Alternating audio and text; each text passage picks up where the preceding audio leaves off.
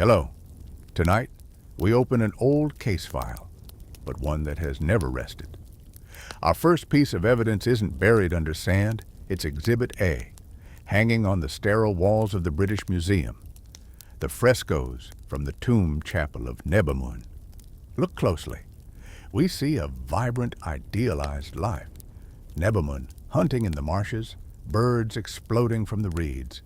We see offering tables groaning under the weight of bread, dates, grapes, and joints of beef. This is the image ancient Egypt sold to the world and to itself, a land of impossible abundance, a divine gift from the Nile, where the food never ran out. It is a powerful, 4,000-year-old piece of propaganda, and our case file suggests it is almost entirely a lie. The truth is not on the brightly painted walls of the elite. It's in the silence between those paintings. It's in the sediment at the bottom of crude pottery jars. It's in the microscopic scratches on 4,000-year-old teeth. And you may not want to be there when the truth surfaces. Before we continue, please like and subscribe, only if you truly enjoy this investigative storytelling style. Tonight's file is on the true diet of the commoners.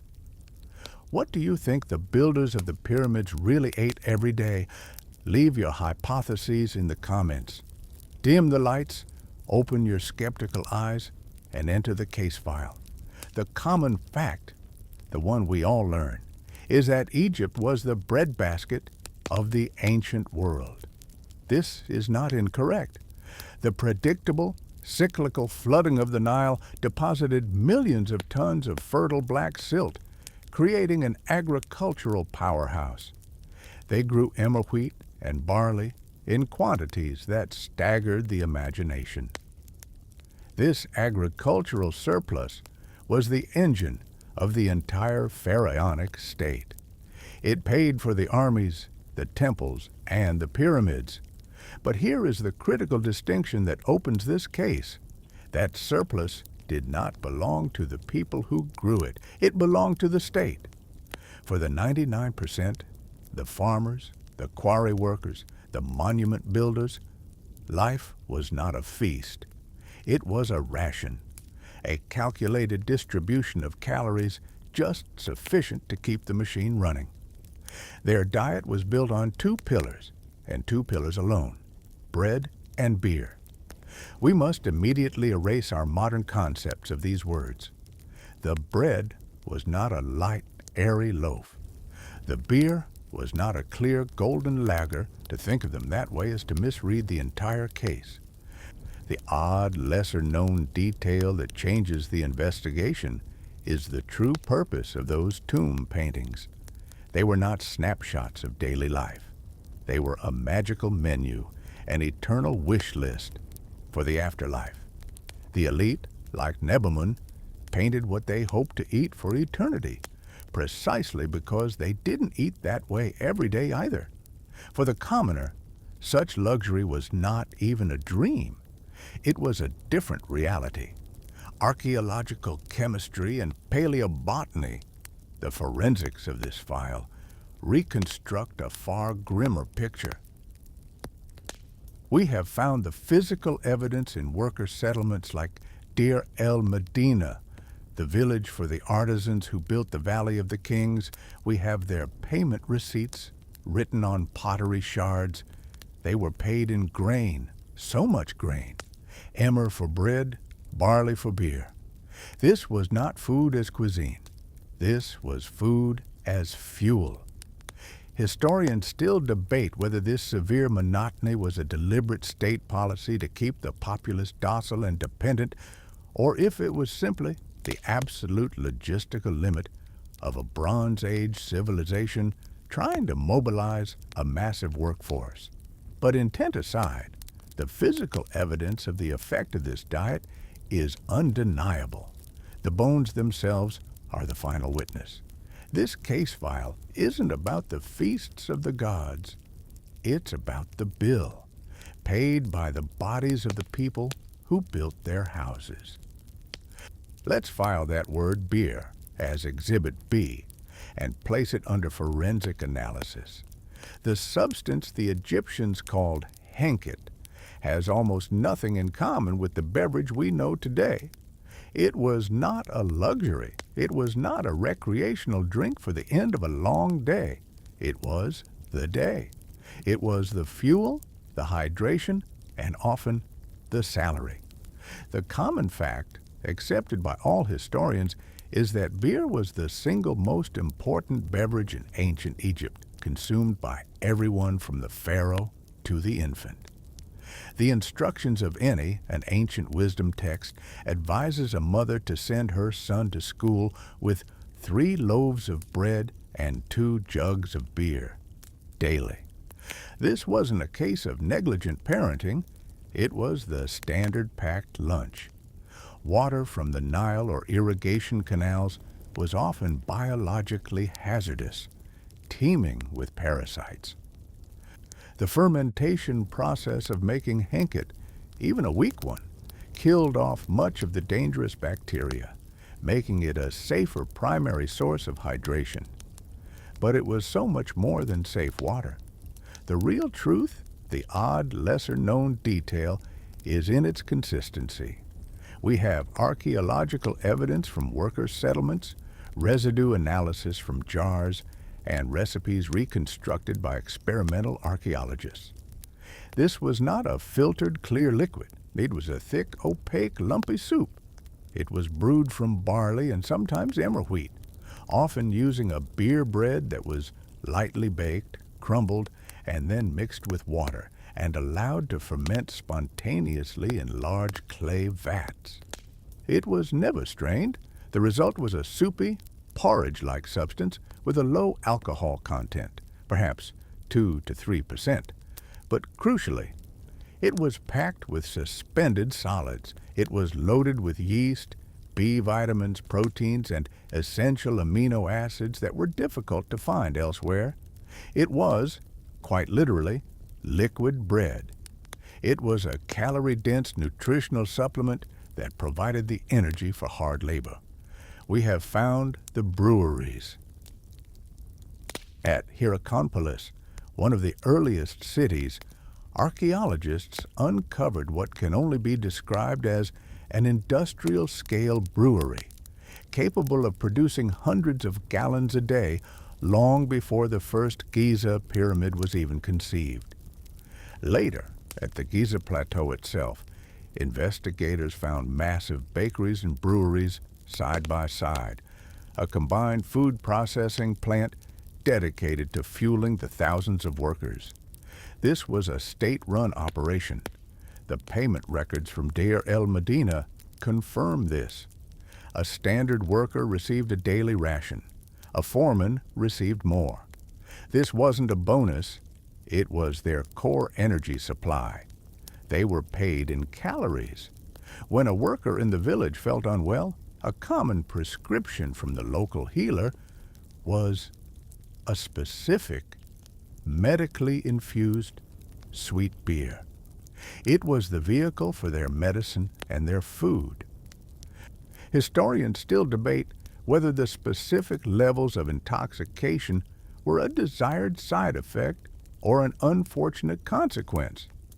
Was a mild, constant buzz a way for the state to keep the labor force subdued and compliant, or was the alcohol purely a preservative?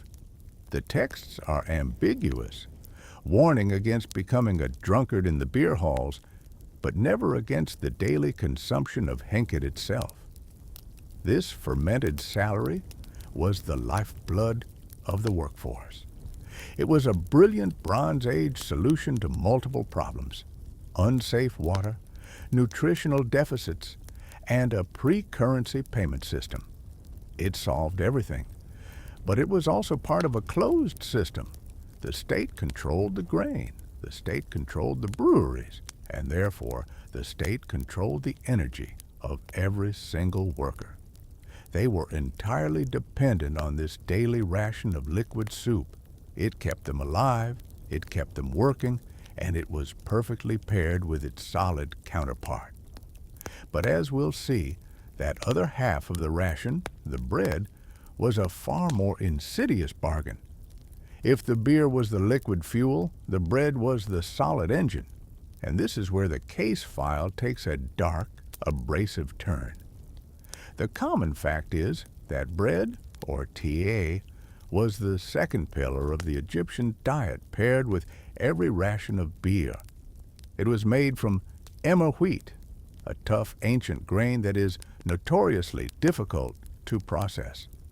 It was so central to life that the very word for life or sustenance was often represented by the hieroglyph for a loaf of bread. Tomb models show us bakeries. Offering lists are full of different types of loaves, and payment logs, as we've seen, were measured in it. This bread was the foundation of their entire calorific intake, but it was a foundation of grit. The single most terrifying piece of evidence in this entire file comes not from a papyrus, but from the mouths of the dead. It is Exhibit C, the teeth of the mummies. Paleodontology, the forensic study of ancient teeth, provides a silent, horrifying testimony. We have analyzed thousands of specimens, from the poorest graves to the gilded sarcophagi of royalty. The conclusion is universal. The teeth of the ancient Egyptians were, in a word, destroyed. They are not destroyed by decay. Sugar was a rare luxury, and cavities or dental caries were surprisingly uncommon. They are destroyed by abrasion. The teeth are worn flat, ground down as if by a file. On many adult mummies, the enamel is completely gone. The surface is polished smooth, the softer dentin exposed. In many cases, the teeth are worn down to the pulp cavity itself, exposing the nerve. We can see the physical results of this: massive, horrifying abscesses in the jawbones, infections that would have caused debilitating chronic pain. In a world without antibiotics, an infection like this doesn't just stay in the mouth. It travels.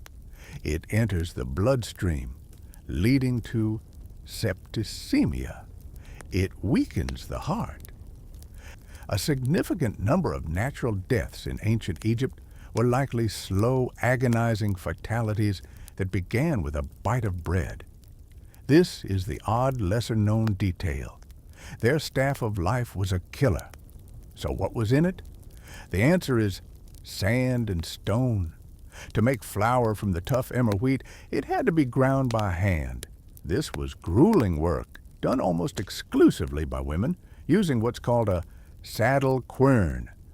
This tool consisted of two parts: a large, slightly concave lower stone and a smaller upper hand stone. The grinder would kneel, pushing and pulling the hand stone back and forth over the grain for hours. The problem was the material. These querns were often made of relatively soft sandstone. As the grain was ground, the quern itself disintegrated. Stone grit, fine and coarse, fell directly into the flour. Historians still debate whether the primary source of this contamination was the desert itself, sand blowing unavoidably onto the threshing floors and into the dough, or if the main culprit was, in fact, the grinding process.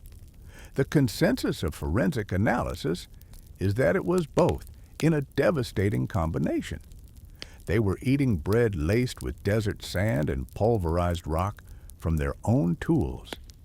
Imagine this, not once, but for every meal, every day from the moment you are weaned. A gritty, abrasive paste. Every bite was a mechanical act of slowly sanding down your own teeth. This was the bread of the pyramid builders. It was a source of calories, yes, but it was also a weapon of slow internal erosion. The painted illusion in Nebamun's tomb shows delicate, perfect white cones of bread. The reality, preserved in the jaws of the builders, was a loaf of sandstone. This system gave them calories, but it took their teeth, their health, and often their lives.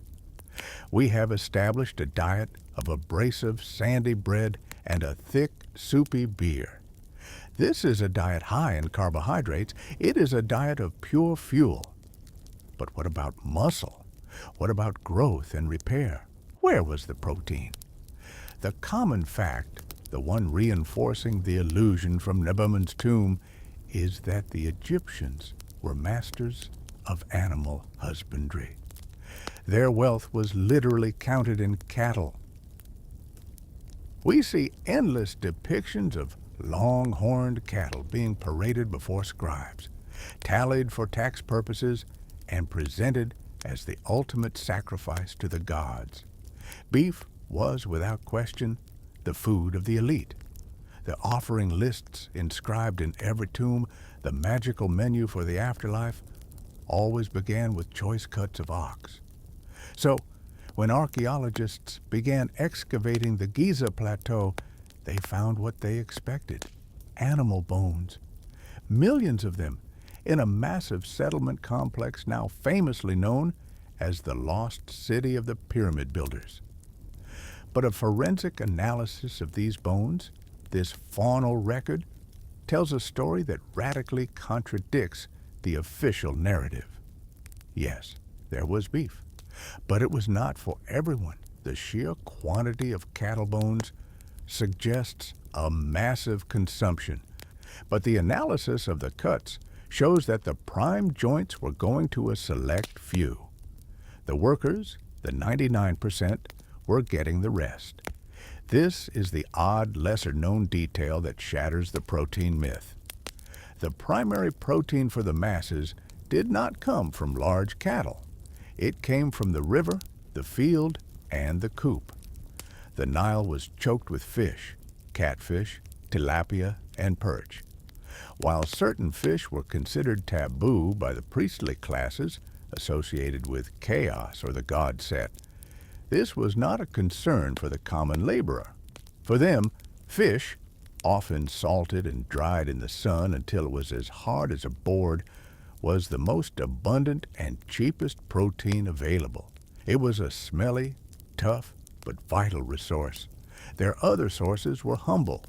We find vast quantities of bones from poultry, ducks, geese, and pigeons, which were far more efficient to raise in confined spaces than cattle. And even more fundamental than fish or fowl, there was the real meat of the poor: legumes, lentils, chickpeas, and fava beans.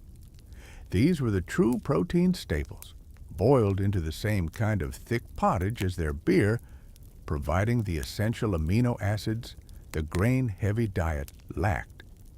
The state, it seems, provided the energy, the beer and bread. The workers were often left to supplement their own protein. Historians still debate whether the diet found at the Giza workers' village proves they were a privileged, well-treated workforce or something else. Some analysts point to the sheer volume of any meat as proof of the state's care. Others, looking closer, see a different story. They see a workforce getting the offcuts, the heads, the feet, and the offal of the cattle, while the elite and overseers ate the steaks. They see a diet strategically calculated to provide the minimum protein required for manual labor, not the amount required for robust health. This file suggests the pyramid builders rarely saw a joint of beef. Their protein was a desperate and humble affair. It was the grit in their bread, the yeast in their beer, the salt on their dried fish, and the earth on their lentils. This diet could build a pyramid, yes. It could fuel a body for 10 hours of hauling stone. But it was a subsistence-level existence, a world away from the painted feasts. The next exhibit, the bones of the workers themselves, will show us the precise physical cost of this nutritional bargain. We have now analyzed the inputs: the abrasive bread, the soupy beer, the salted fish, and the bean pottage. This is the fuel log of the pyramid builders. Now we turn to the machine itself.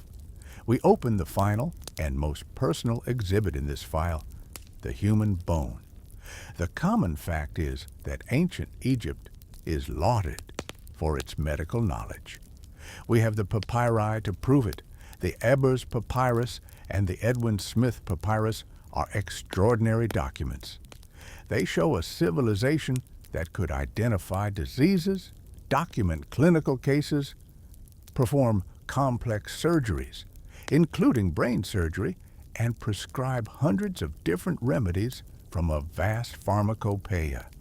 They had doctors, specialists, and dentists. This medical prowess is part of the Egyptian legend, but this is where the file presents its most disturbing paradox. The evidence from the texts and the evidence from the bones tell two completely different stories. Paleopathology, the forensic investigation of ancient disease through skeletal remains, paints a picture not of a healthy, robust population, but of a populace ravaged by chronic systemic illness. The odd, lesser-known detail is the prevalence of hidden hunger. The bones show that the workers were by and large not starving. They were getting their calories. The carbohydrate-heavy diet of bread and beer was doing its job, providing raw energy. But the bodies were screaming for nutrients. We find this evidence etched into the skulls. A high percentage of remains from commoner cemeteries show signs of parodic hyperostosis and cribra orbitalia. These are frighteningly clinical terms for what they represent. The bone of the skull and in the eye sockets becomes spongy, porous, and brittle. This is the body's desperate last-ditch attempt to produce more red blood cells. It is the unmistakable signature of severe, chronic iron deficiency anemia. Why? Remember the abrasive bread from Section 3? It wasn't just wearing down their teeth. That same grit was almost certainly causing constant, low-level internal bleeding in the digestive tract. Couple that with a diet lacking in red meat, the easiest source of iron, and add in the ever-present threat of blood-sucking parasites like schistosomiasis from the canals, and you have a perfect storm for anemia. But it doesn't stop there. The bones of these workers are a catalog of deficiency. We find Harris lines, literal lines of arrested development in the long bones, which act like tree rings, showing repeated periods in childhood where malnutrition or severe illness was so profound that the body's growth just stopped. We find evidence of scurvy, a lack of vitamin C, which is baffling in a fertile river valley. It tells us that access to the fresh fruits and vegetables we see in tomb paintings was strictly reserved for the elite. Historians still debate whether this was a calculated cost or a systemic failure. Did the pharaonic state understand nutrition, or did they just understand calories? Was the worker's body seen as a disposable tool, fed just enough fuel to do its job until it broke, only to be immediately replaced by another? The medical papyri show they could treat symptoms, but the bones show they either could not or would not treat the underlying cause, the state-mandated diet itself. This was the price tag of civilization, a population kept on a calorific leash full of energy, but simultaneously rotting from the inside out with deficiencies, infections, and parasites. They were strong enough to haul granite blocks, but too weak to fight off a dental abscess. This system was a colossal logistical achievement, but it was built on a foundation of broken bodies. The next question is, how did they manage this massive, flawed, and vital fuel line? The evidence from the bones is clear. This diet was a precise, high-calorie, low-nutrient bargain. But how do you deliver this flawed fuel to tens of thousands of workers every single day without fail for decades? The answer lies in our next exhibit, the logistical machine itself. The common fact is that the Giza pyramids are a wonder of engineering. We marvel at the mathematics, the astronomy, and the sheer audacity of moving 2 million-ton blocks of stone with Bronze Age technology. But this focus on the stone has blinded us to the real miracle of Giza, the catering. The logistics of feeding the workforce was arguably a more complex and impressive feat than the construction itself. An army, as they say, marches on its stomach. The army that built the pyramids marched on bread and beer. For decades, we didn't know where this army lived or ate. The tombs and temples were built of stone for eternity. The cities of the living were built of mud brick and were washed away by time and the Nile's floods. But in the 1990s, archaeologist Mark Lehner and his team made a discovery that rewrites this part of the file. Tucked away on the Giza Plateau, just south of the Great Pyramid, they found it. Not a simple village, but a sprawling 40-acre industrial complex, a lost city known as Hayt el-Ghurab. This was the engine room. This was the ancient industrial kitchen. When we excavated this site, we didn't just find houses, we found massive state-run facilities. We unearthed long gallery-like buildings that were not barracks, but bakeries. We found the physical remains of huge conical bread molds, the bedja, stacked by the thousands. These were not family hearths. This was a factory. The analysis of the residue inside these molds confirms they were mass-producing a specific type of standardized rationed loaf.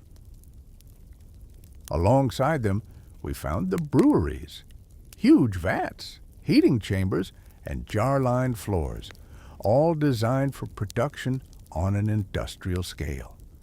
This is the odd, lesser-known detail, the sheer efficiency of this operation. Lehner's team estimates this single complex was capable of producing enough bread and beer to feed 20,000 to 30,000 people every day. Imagine the scene.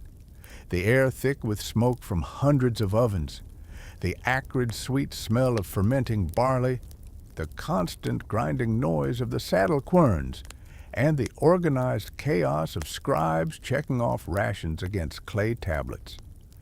This was not a collection of independent contractors. This was a state-run, unionized, ration-controlled workforce. Historians still debate whether this was a permanent conscripted labor force, effectively slaves, or, as the excavators believe, a rotating seasonal workforce of free citizens, paying their taxes in labor during the inundation, the annual flood when their own farms were underwater. The quality of the food and the on-site medical care, evidenced by bones that show healed fractures, suggest they were valued. But the diet itself, as we've seen, tells a story of calculated subsistence. This industrial kitchen is the missing link. It is the physical proof that connects the state's grain surplus to the workers' caloric intake. The pharaoh didn't just command the pyramids to be built. His administration micromanaged the daily menu. This system was a triumph of bureaucracy and logistics. It was the only way to concentrate the energy of an entire nation onto a few square miles of desert plateau. It was a machine designed to feed the machine. And its existence reveals the final, sobering truth about this diet. It was not an accident. It was a policy. The common fact, the one that defines ancient Egypt, is its stability. This civilization endured with relative consistency for almost 3,000 years. This longevity is unparalleled. It's attributed to the divine kingship, a unified religion, a formidable bureaucracy, and the predictable, life-giving rhythm of the Nile. But this case file suggests another, more fundamental pillar of that stability: the diet itself. The system we've investigated, the state-controlled grain, the industrial bakeries, the rationed beer, was more than just a logistical triumph. It was the ultimate instrument of social and political control. A population that is 100% dependent on the state for its daily calories is a population that cannot, or will not, rebel. Not for long. We actually have a record of what happened when the system failed. This is our final and perhaps most human piece of evidence. The odd, lesser-known detail is a document called the Turin Strike Papyrus, dating from the 20th dynasty, the reign of Rameses III. It is the first recorded labor strike in human history. The artisans of el-medina, the same men who built the pharaoh's tombs, laid down their tools and marched on the temples of Thebes. Their grievance was not about working conditions. It was not a demand for pay. Their cry, recorded by the scribe, was simple: "We are hungry." Their rations of bread, beer, and fish were 18 days late. Think about this. They weren't striking for better food. They weren't demanding the beef and wine from Nebamun's tomb. They were striking for their sandy bread and their sour beer. Their desperation reveals the terrifying success of the system. It had made them so completely dependent on this meager, abrasive, and nutrient-poor ration that a simple delay was a life-or-death crisis. They were trapped. Historians still debate whether to call this system an early form of state socialism, a social contract, where the state guaranteed life in return for labor, or if it was the most effective blueprint for systemic oppression ever devised. Was it a system designed to care for its workers, or a system designed to own their energy? The evidence suggests the answer is a cold, calculated yes to both. This brings us to our conclusion. Let's close the file. Coda. Let's look one last time at Exhibit A, the painted feast in Nebamun's tomb. It's beautiful.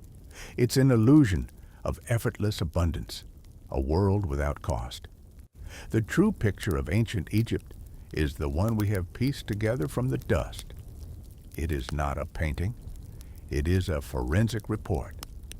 The real picture is the sound of a stone quern grinding sandstone into flour. It is the ache of an abscessed tooth. It is the chronic fatigue of anemia, visible as porous, spongy bone in a skull. It is the acrid smoke rising from the factory bakeries at Giza, and the bitter, soupy taste of the daily henket. The truth of this diet is not a piece of historical trivia. It is a raw, unsettling revelation about the cost of civilization. To build anything that lasts, a pyramid, an empire, a legacy, you must first create a surplus of energy. But that surplus is never free. It is harvested. It is taken from the bodies of the many to fuel the vision of the few. The pyramids are a monument to human genius, faith, and cooperation. But they are also a 4,000-year-old testament to a diet of calculated, systemic malnutrition.